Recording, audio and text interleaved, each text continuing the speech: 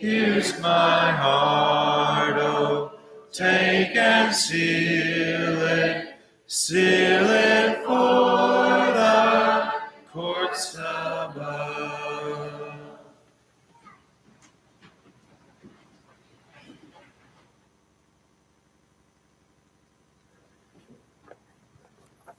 Certainly good to see everyone this morning. We are returning in our study through the Gospel of Luke to chapter 20 today. You know, sometimes there's an idea in our culture and vocabulary where somebody talks about a mic drop. You've probably heard of that. Somebody drops a mic. And the idea would be that you've made a speech, or you've given an answer, or you've said something that's so definitive, so complete, that, you know, the person just sort of like drops a mic and walks off stage, and there's really, the implication is there's nothing more that needs to be said, or there's nothing more that could be said. That you've basically answered the question, or you've made your point, or you've said something that really there's no arguing with it now because it was such a forceful kind of, you know, complete response. At least that's how I understand the expression. Somebody drops the mic, you know, it's like they've made their point well. And I think we could say, without implying any kind of sass or attitude or any of that kind of thing, but in terms of how he silences his critics, Jesus is going to have two of those mic drop kind of responses in this chapter, where his enemies have come at him with their best effort to trip him up, to trap him in some question that would seem to be unanswerable, but he handles it with ease and in fact leaves them just silenced by his response. There's two of those in this chapter. We're going to take them one at a time. So today we're going to look at his response on the question of taxes. This is a famous rendered therefore to Caesar the things that are Caesar's answer.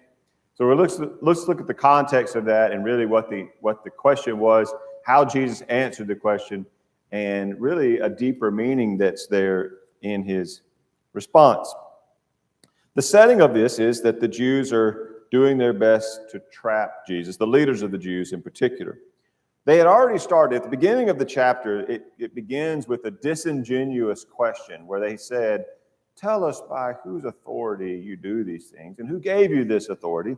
You might think that that's really, and it is the right question to ask, but it becomes obvious that they're not sincerely looking for the truth when Jesus says, well, I'll answer if you'll answer me a question. What the baptism of John, was it from God or man? And they said, well, they talked it over among themselves and said, we don't know. We won't answer.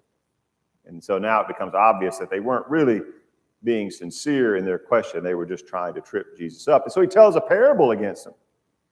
Now, they perceived that the parable was aimed at them. The right response would be to be contrite and to realize I was wrong, and he's made a good point, and we need to repent. But instead, they just become furious, and they become even more determined that he's got to go. But one problem is that the people, they're afraid of the people. Verse 19 says, the scribes and the chief priests sought to lay hands on him at that very hour, for they perceived that he told this parable against them. But they feared the people. So if they had their way, they would just take him out and stone him to death for daring to challenge them. But he was popular. So now they've got sort of a political problem. The political problem is, how do they make him go away without turning everybody on them? And so they try to come up with a plan. And the perfect plan would be one that somehow makes Jesus go away without it being on them. So they need to get Jesus. The answer to this that comes to them is if they could somehow get him in trouble with the authorities. If they could just get the Romans to take care of this problem for them, then it would seem that they would have the perfect solution to their problem. The Romans are the bad guys. Nobody likes them anyway. If they could take care of Jesus, then the Jews, the leaders of the Jews, wouldn't be held responsible, and Jesus would be out of the way, and they wouldn't upset everybody. And so this is what they set out to do in their plan. Verse 20 says, so they watched him and sent spies who pretended to be sincere, that they might catch him in something that he said, so as to deliver him up to the authority and jurisdiction of the governor. This is the plan. We won't, they would love to just handle this problem themselves, but they were afraid of everybody. So they thought, well, somehow, how can we get Jesus in trouble with the Romans, with the governor? Because that is maybe the way that we could get rid of our problem in their minds. So they come up with what appears to be the perfect trap. They've concocted, they've schemed, they've sent these spies, they're listening carefully, and of course, Jesus isn't saying anything they can use against him. So they're going to have to prompt him. They're going to have to trap him, trip him up in his words, because he's not giving them anything that they can use. And so they come up with this question in verse 21. They begin. So they ask him, Teacher, we know that you speak and teach rightly and show no partiality, but truly teach the way of God. Now, they prove themselves liars right there. Because if they truly believe what they're saying, they would just listen to him and they'd be his disciples, right? I mean, if they actually believe that Jesus speaks the truth and only tells what God says, then that settles the question. Listen to Jesus. He's telling the truth. And they're actually right about that, but you can tell they're not sincere. Maybe they're hoping they can trap him with some flattery or kind of set him up by flattering him, and he's not going to see through that. But there's an expression, give someone enough rope and they'll hang themselves, and that's exactly what's going on here. Is that the longer they talk, the more obvious it is that they're going to set a trap for themselves. But they say in verse 22, is it lawful to give tribute to Caesar or not? So I was reading about that just to make sure I have my facts straight on this. Here's a little footnote in the, I believe it was in the NET Bible. It says, Rome had long required the Jews of Palestine to pay taxes, and at least since AD 6, they were forced to pay taxes directly into the emperor's treasury. Some Jewish patriots, such as the Zealots, refused, not wanting to recognize Roman rule as legitimate. Most others reluctantly paid it. So, of course, the Romans were the occupying empire. They were, Rome was far away, and the emperors were, they were all pagan at this point, and but they had conquered, way before these people's lifetime. It had always been this way. They were under Roman rule, and now, ever since AD 6 at least, which would have been when Jesus was a boy, they had been requiring them to pay a tribute directly to the emperor. And some, the Zealots were sort of they took everything to an extreme. They were kind of extremists, and they were all in favor of fighting back against Rome. In fact, they would try to lead little rebellions, and that was their mindset. And they refused to pay this tax on principle, like we're not paying to the Romans. And the Jews think, okay, let's ask Jesus about the tax question. And you can tell that they expected him to say that they should not pay the tax, because remember, the whole setup is they're trying to come up with a way to get him in trouble with the governor. Now, they must have assumed, and I can only imagine, if you try to read between the lines here, they must have assumed that the Zealots were actually right and that everybody else paid the tax reluctantly, maybe just out of compromise. Maybe they felt like, really and truly, we shouldn't be paying this and we ought not do it, but it's better to pay it than to get in any trouble, or it's better to give them this coin than it is to face the wrath of the Romans. So maybe they thought the Zealots were really actually taking the right stand. But now that Jesus is a very principled, pure teacher, they think they've got him. He's either going to have to compromise his convictions and possibly upset everybody by telling them, yes, you should pay this tax. Or what they probably thought he would do is side with the Zealots and say, yeah, actually, you shouldn't be paying this tax. That's not something any Jew should do, give the Romans any money. Then they would have their charges, and that's really what they were looking for. As soon as Jesus tells this crowd of people, don't pay the tax, they can haul him before the governor, and the governor will take care of this problem for them, and that'll be the end of that. So you can tell that's what they hoped that he would say, or they were expecting him to say. But of course, they were mistaken about all of this. Verse 23, it says, he perceived their craftiness And he said to them, show me a denarius. Whose likeness and inscription does it have? And they said, Caesar's. And he said to them, then render to Caesar the things that are Caesar's, and to God the things that are God's. And they were not able in the presence of the people to catch him in what he said, but marveling at his answer, they became silent. So this is a brilliant answer, of course. It stumped them. It blew them away. They couldn't respond. That's why I kind of likened it to the whole mic drop thing. But here's his answer. He said, well, show me this coin. Where's this coin you're talking about that you're asking me about? A denarius in Luke's account. He says, show me a denarius. This is actually at least if you can believe the internet, a Tiberius denarius. And this was minted and in use during like 14 to 60 or 50, or anyway, during this time that Jesus was teaching. This was probably the coin. Now, the Romans used these coins for, like, I believe, hundreds of years. And they had different emperors picture on, depending on who was ruling at that time. So if you just look up pictures of denarii or whatever, you can find ones with various emperors. But I think this was the one, if I understand right, that was for whatever it's worth. This is probably what the coin looked like. And believe it or not, for $500, you can buy this on eBay. Is it actually thing? I guess it is. I don't know. I don't have the ability to tell. But that would be kind of neat to be able to. Can you believe you can hold a coin that was minted and stamped when Jesus was alive? That's amazing, isn't it? But they found these things, and again, if you can trust them. So he said, "Well, show me this coin," and it might have been a coin that looked very, very similar to this that they showed. And he said, "Well, whose image is that, and whose name is on that coin?" Well, they know the answer. They said Caesar. Of course, Caesar is just the title. Caesar means like king, basically. They had lots of Caesars with different names, but if it was this one, I think his name was Tiberius. But they said it's Caesar. And it's Caesar's name that's stamped on the coin.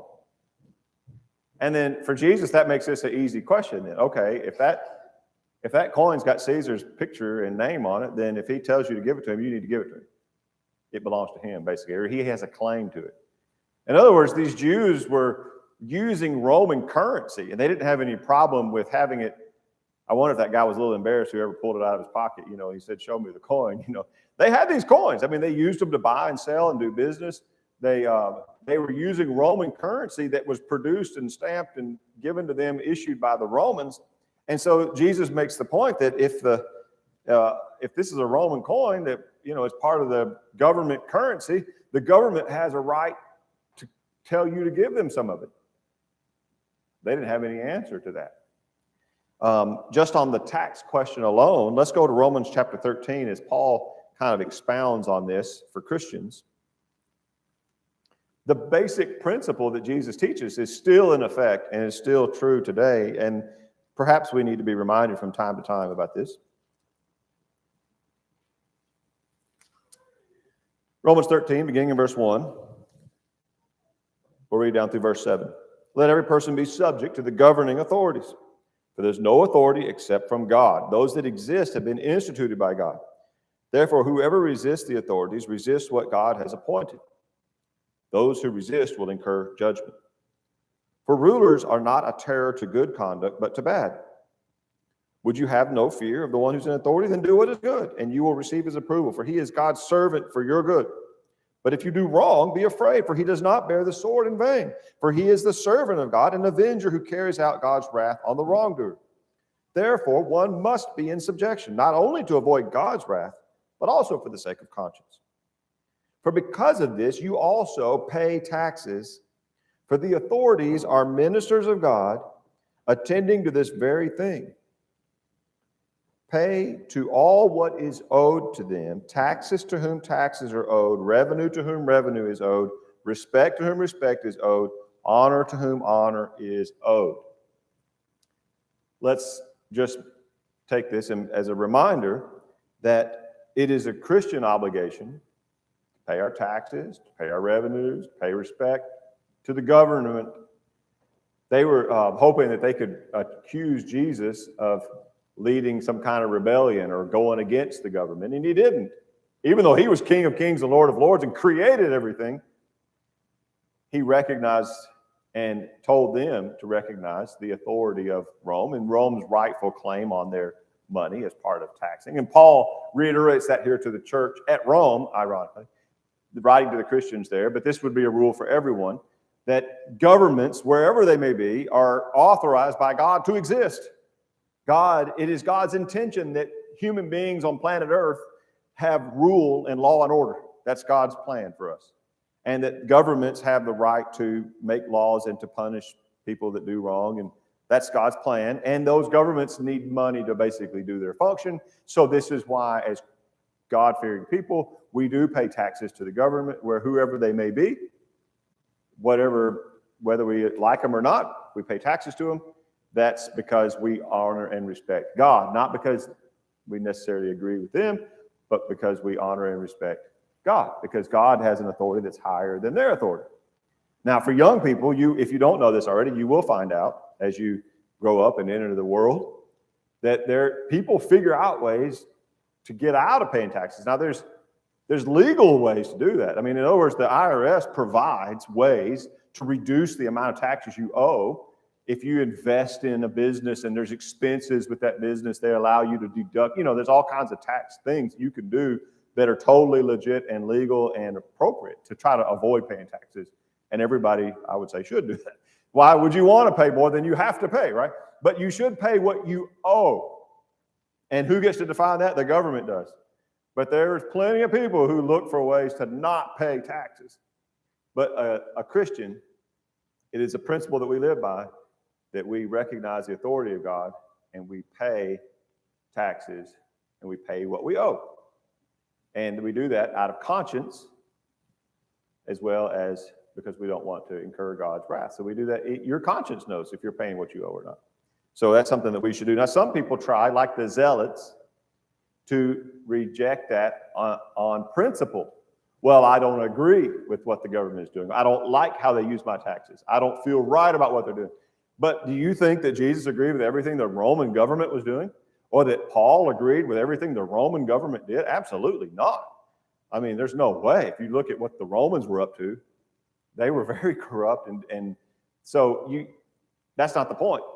The point is, as Jesus taught, render therefore to Caesar's, and as Paul teaches here, it's a Christian obligation. So, number one, we pay our taxes. We're required to pay our taxes by God.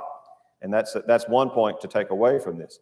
But really, the genius and the beauty of this response is in the rest of the answer. So let's go look at the rest of the answer. It's something even more profound. He said, render therefore to Caesar the things that are Caesar's, and to God the things that are God's. Okay, there's something deeper going on here. So remember, he said, show me the coin. Whose likeness and inscription does it have? And they say Caesar's.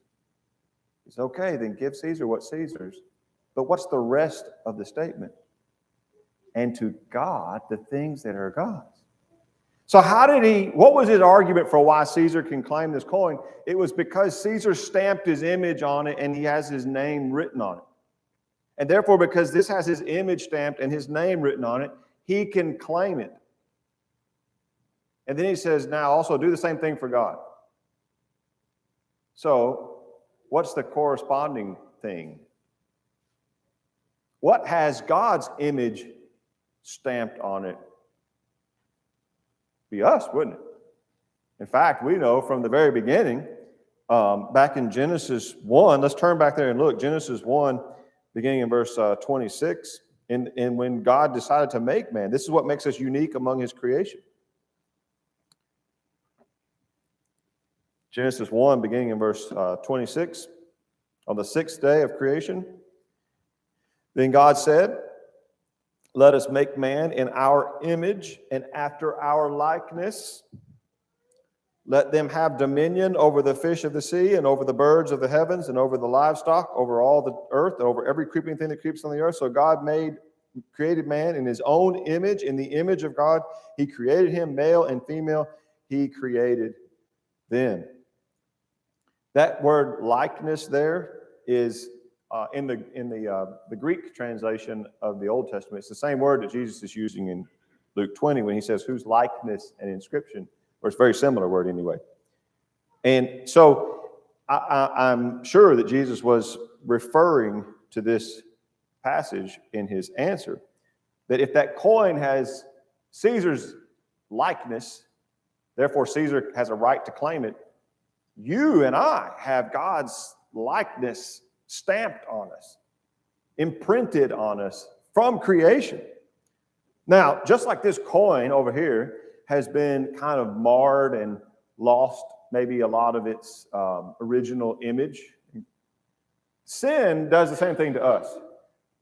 As we live and as we rebel against God, as we go against him, we tend to lose that clear image of God. But when we become Christians, when God saves us, he fixes it and he recreates that. You see this in Colossians 3. Let's go to Colossians 3 in the New Testament. We get repaired and restored through Christ. In Colossians 3, beginning in verse 9, do not lie to one another, seeing that you have put off the old self with its practices and have put on the new self, which is being renewed in knowledge after the image of its creator. So we were intended from the beginning to bear the image of God. And that image gets, I believe, kind of marred as we rebel against him. But as we are restored in Christ, we are renewed, we are conformed, reshaped, recast, and to be image bearers, to reflect the image of our Creator. The new creation that we are reflects our Creator like that coin reflected Caesar. We, in our character, in our behavior, in our heart, in our attitudes, we become reshaped to reflect the image of our Creator. Now, he asked two questions. He said, whose likeness and whose inscription? Not only did it have Tiberius's profile stamped on it, but it also had his name. He wrote his name on the coin. And so how does that apply to us? Well, everybody in the world is made in the light. Every human being is made in the likeness of God.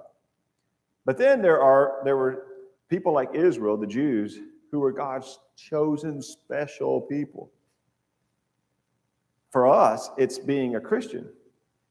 When we are Christians, we are God's covenant people.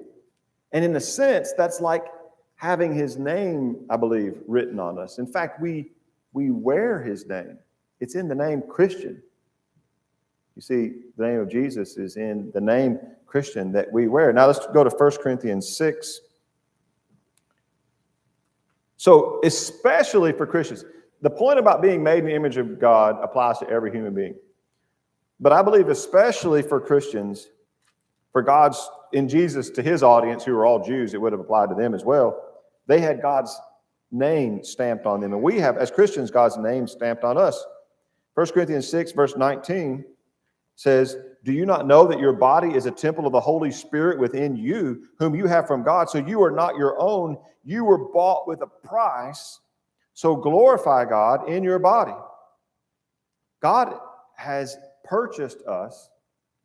He owns us. Not only were we created in his image, but we wear his name. If somebody says, are you a Christian? You say yes. Or if you tell somebody you're a Christian, you put on his name. You have his name on you and you wear his image. And therefore, he has a right to claim what is rightfully his, which is your body, your life, belong to him. And just like Jesus says, hey, look, if that coin's got Caesar's name and image on it, he can tell you to give it to him and you need to do what he says. Now, do the same thing for God. If you have his name and image on you and God claims you, he has a right to do that and you should give him what is rightfully his. We'll conclude with Romans chapter 12. Let's go to Romans 12. This is only makes sense.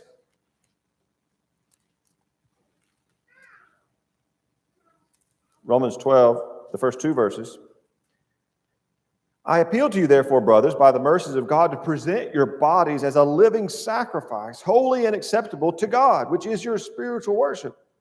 Do not be conformed to this world, but be transformed by the renewal of your mind, that by testing you may discern what is the will of God, what is good and perfect and acceptable. So, recognizing that we should render to Caesar the things that are Caesar's, meaning, yes, pay your taxes. Okay, so that's like, it's a practical thing that we need to do and everybody should do. That was the answer to the question. The question was, Jesus, is it lawful to pay taxes? Simply put, yes. Give Caesar what's Caesar's. Maybe more importantly, give God what belongs to God. The Jews had a problem. First of all, they love money. And probably their reason for not wanting to give Caesar what was Caesar's was not because they were offended, but because they wanted to hold on to their own money. They were greedy, and we see that all through Luke, that they were lovers of money. And they didn't want to let go of that coin when the tax man came around. And so, they were probably jealous of the zealots who took a stand on that and said, I'm not giving you my money, because they really wanted to just hold on to their money. They didn't want to give it to Caesar. But also, Jesus says, more importantly, give to God what belongs to God. And if they had done that, it would really solve all the other problems. If we give God ourselves, if we present ourselves as a living sacrifice, if we recognize that I'm made in his image, he's my creator, he purchased me with the blood of his son, I wear his name, therefore I should give him what is his and present myself to him as a living sacrifice, that's giving to God what is God's. And that is our reasonable service or our spiritual worship. It is just what makes sense. So if you compare these two coins, so to speak, the one, the earthly money that bears the image of some earthly person, a ruler, a president, a king, it's used in earthly transactions. We trade it for material things. It's an earthly kind of treasure. It's of passing temporary value. It'll all one day be destroyed when the world is destroyed. And so while we walk this life, we need to use that wisely in a way that glorifies God, and that includes giving some of it to the government when they ask for it. But the other one is made in the image of God. Unlike anything else in all of creation, we bear his image. We are eternal, and we will outlast this physical creation. And we belong to him, and therefore we should give ourselves to him. That's what he asked for. And it requires being willing to give over control. And so when God says, do this and don't do that, we can't have the attitude, well, this is my body, I can use it to do whatever I feel like doing. That was maybe the Jews' attitude, but our attitude needs to be respecting and acknowledging his rightful authority over me and freely giving him control of my life. Perhaps there's someone this morning who needs to do that very thing. If you've never turned over control to the Lord, or maybe you did and then you took it back, and you want to acknowledge his rightful ownership of you, and if we can help in any way, let us know as we stand and sing. Christ, your broken life.